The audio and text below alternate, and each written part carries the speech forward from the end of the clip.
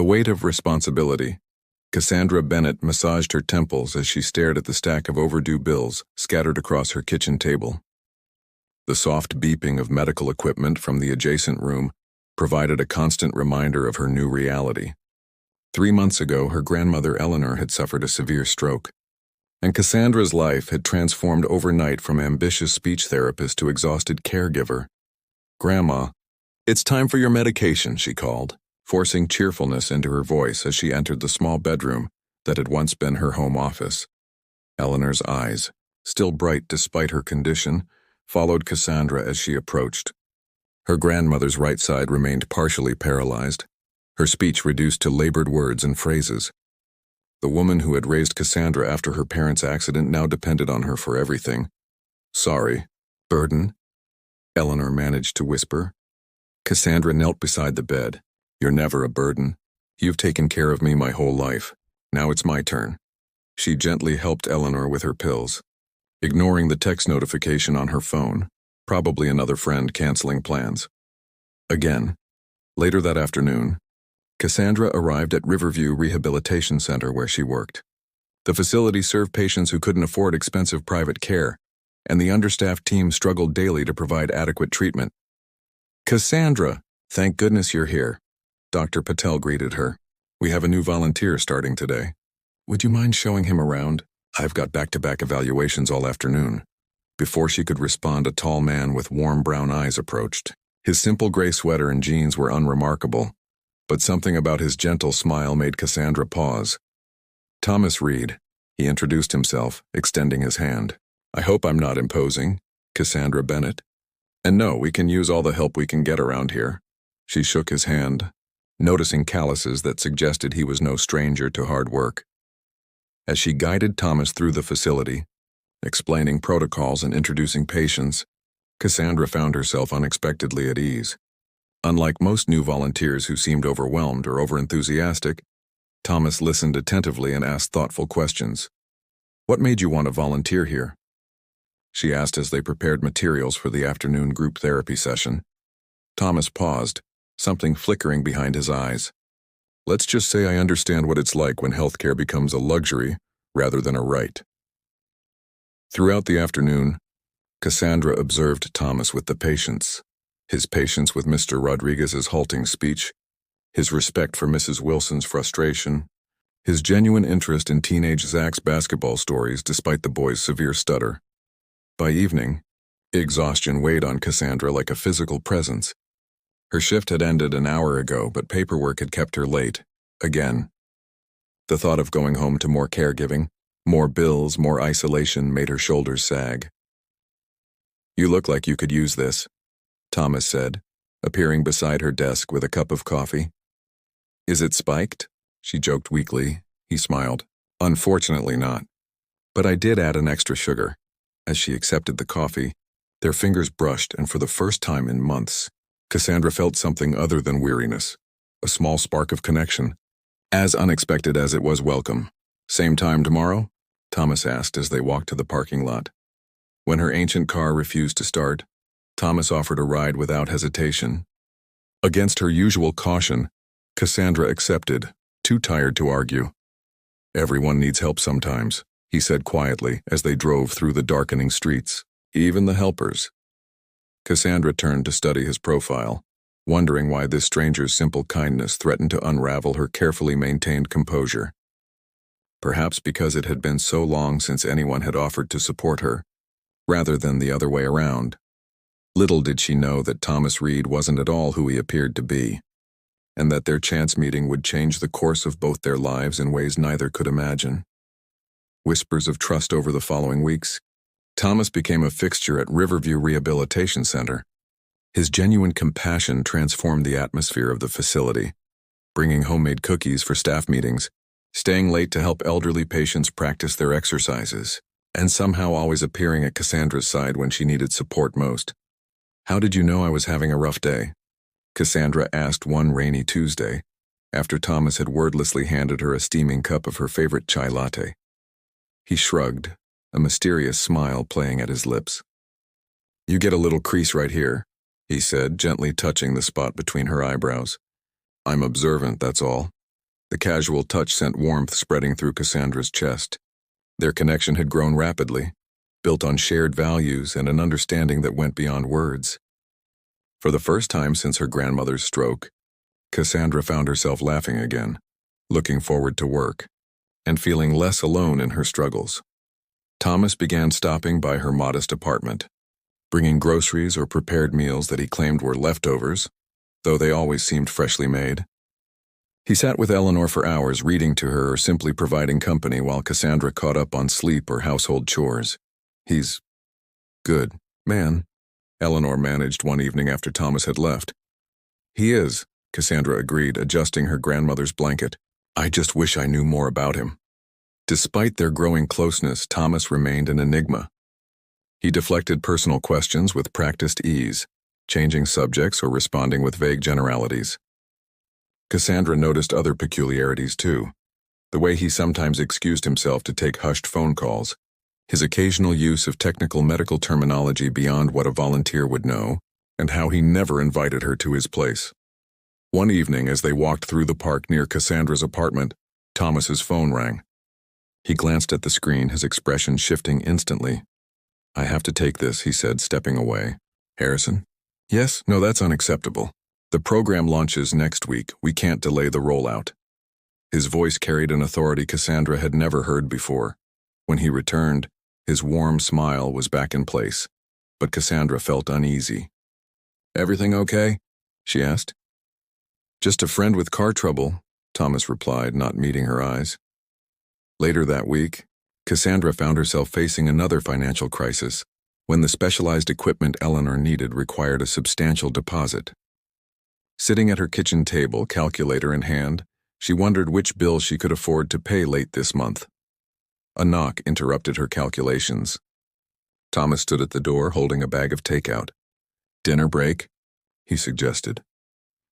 As they ate, Cassandra finally broke down, confessing the extent of her financial struggles. Thomas listened intently, his eyes reflecting genuine concern. "Let me help," he said softly when she finished. "That's kind. But this isn't something a few dollars can fix," Cassandra replied. Thomas reached for her hand. "What if I told you I might have a solution?" Before he could continue, his phone buzzed again. The name Harrington Executive Office flashed briefly on the screen before Thomas hastily silenced it. "Harrington?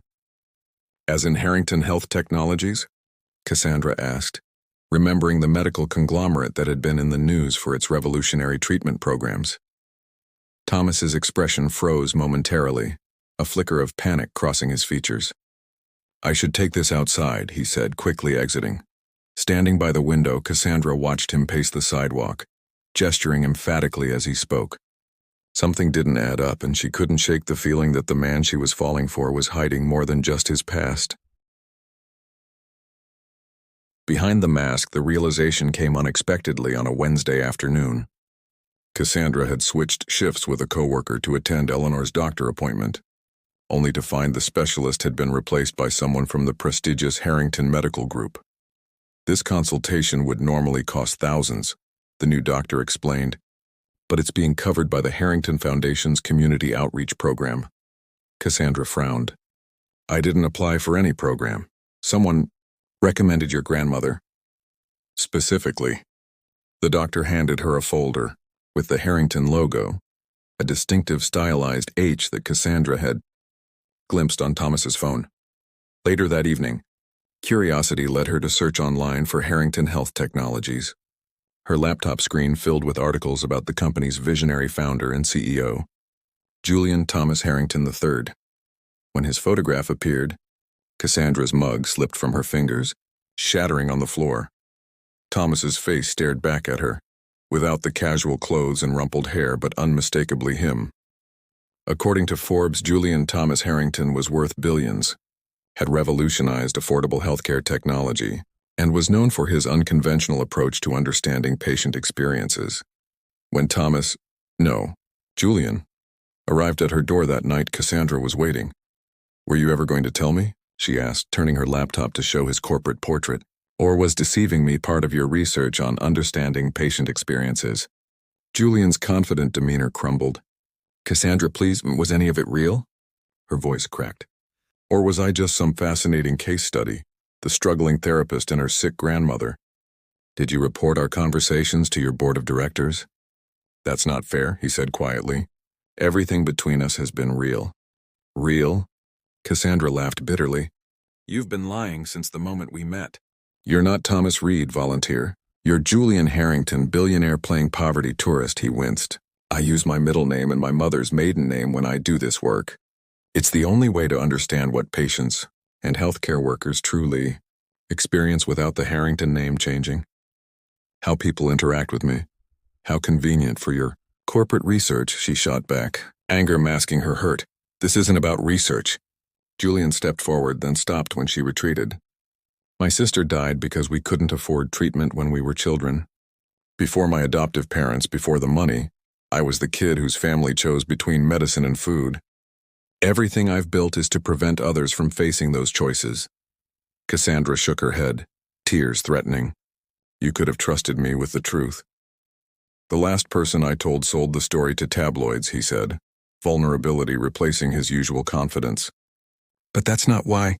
With you, I just wanted to be the person I am without the wealth and expectations, the person no one else sees. I don't know who that is, Cassandra whispered, because you never gave me the chance to know all of you. Julian reached for her hand, but Cassandra stepped back. I think you should go. Cassandra, please, go, she repeated, her voice breaking. I need time. As the door closed behind him, Cassandra sank to the floor, fragments of her broken mug scattered around her like the pieces of her heart. Broken bridges for 2 weeks. Cassandra ignored Julian's calls and texts. She threw herself into work and caring for Eleanor, trying to forget the man who had slipped past her defenses only to shatter her trust. The specialized equipment for her grandmother arrived mysteriously, paid in full, which only deepened her resentment. You're sad, Eleanor observed one evening, her halting speech more accurate than any eloquent phrase. I'm fine. Grandma? Cassandra replied automatically, arranging medications on the bedside table. Eleanor's frail hand caught her wrist. Not fine, talk him. There's nothing to talk about. He lied to me about everything, not everything, Eleanor insisted. Good heart, saw it. Cassandra kissed her grandmother's forehead but said nothing. That night, unable to sleep, she found herself scrolling through news articles about Julian Harrington. Beyond the corporate announcements and charity, galas were older stories about a boy from the impoverished Riverdale district who had been adopted by the wealthy Harrington family after a tragic accident, claimed his parents and younger sister. Notification interrupted her research. An email from Julian with a single attachment and the subject line, "The truth you deserve." Against her better judgment, Cassandra opened it. Inside was a scanned handwritten letter. Cassandra, you asked if any of it was real. All of it was, except my name. The man you knew is who I am beneath the wealth and privilege that came later in my life. When I was 9, my sister Penny developed a rare infection. My parents worked multiple jobs but couldn't afford the specialized treatment she needed. By the time a charity program approved our application, it was too late. She was 6 years old. After the Harringtons adopted me, I promised myself I would create a world where no family lost someone because they couldn't afford care. The company was built on that promise. Twice a month, I work anonymously in different healthcare settings, not for research or publicity, but to remember why I do this work, to see the gaps my company should be filling. It started as penance, but became my anchor to reality in a world where people only see my wealth. Then I met you, exhausted, overworked, and still giving everything you had to your patients and your grandmother. You saw me as just Thomas, and for the first time, I found myself wanting to be known for myself rather than my resources. I was wrong to hide the truth from you. I told myself I was protecting my privacy, but I was really protecting my heart. I feared once you knew who I was, everything would change, that you would see only the Harrington name, not the person beneath it. You deserved better than my fear-based decisions. I understand if you can't forgive this breach of trust, but please know that every moment with you and Eleanor was genuine. My feelings for you are the most honest thing in my complicated life. Julian. The following day, Dr. Patel approached Cassandra during her lunch break. I miss our volunteer, she said cautiously. Did something happen? He wasn't who he claimed to be, Cassandra replied tightly. Dr. Patel nodded thoughtfully. Perhaps not. But Roberta from accounting recognized him weeks ago. Julian Harrington has been quietly funding rural clinics for years. No press, no recognition. She worked at one before coming here. That evening, a bouquet arrived for Eleanor, who beamed at the bright flowers. From Thomas, she said, handing Cassandra a small card. For the grandmother brave enough to raise an extraordinary woman. Thank you for sharing your stories with me. Jet Cassandra traced the initials, remembering how Julian had sat for hours listening to Eleanor's fragmented recollections, never rushing, always respectful. The same man had held Cassandra when she cried from exhaustion, brought dinner when her fridge was empty, and never once mentioned his wealth or power. For the first time since learning his identity, Cassandra wondered if perhaps the mask he wore wasn't to deceive her, but to finally allow himself to be seen. Heart's unveiled rain pounded against the windows of Riverview Rehabilitation Center as Cassandra finished her shift. The past week had been a whirlwind of emotions as she'd wrestled with Julian's letter and her own conflicted feelings. Walking toward the exit, she paused at the community board where a new poster announced the Harrington Foundation Caregiver Support Initiative, the program offering financial assistance and respite care for family caregivers. Stepping outside, Cassandra found Julian standing beneath the building's small awning, rain soaking his expensive suit as he held an umbrella he wasn't using. "You're getting drenched," she said, her voice softer than intended. "I didn't want to presume I could wait inside," he replied, vulnerability evident in his eyes, "but I needed to see you." They stood in silence, raindrops creating a curtain around them. "I saw the program announcement," Cassandra finally said. "For caregivers," Julian nodded. "It was your idea, though you never knew you gave it to me. Remember telling me how isolation is the hardest part of caregiving, that no one understands unless they've lived it?" His voice grew passionate. "You were right. So now the foundation will provide not just financial support, but community connection. Is that why you're here?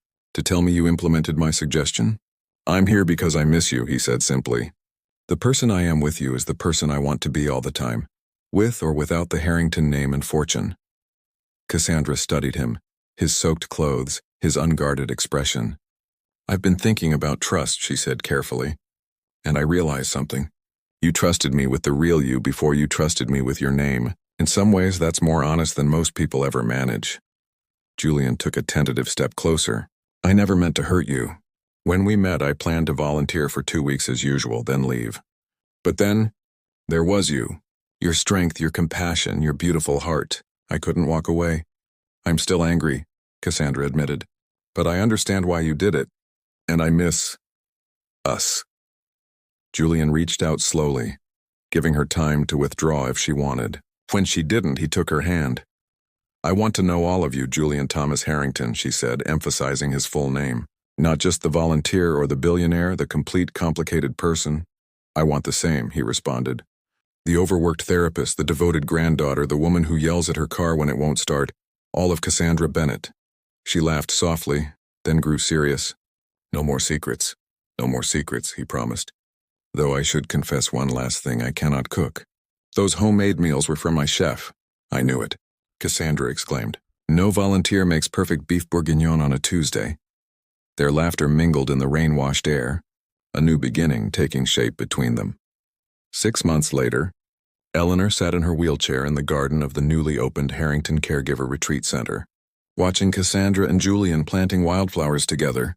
"Knew, all along," she told the nurse beside her, her speech improving weekly with her advanced therapy. "Knew what, Mrs. Bennett?" the nurse asked. Eleanor smiled, pointing to the couple, now laughing as they smeared soil on each other's cheeks. "That underneath, all the same, just people needing love." As if sensing her gaze, Cassandra and Julian looked up simultaneously, waving to Eleanor before returning to their playful gardening. A billionaire and a speech therapist, their differences bridged by understanding, their connection forged through truth, and their hearts finally unveiled to each other.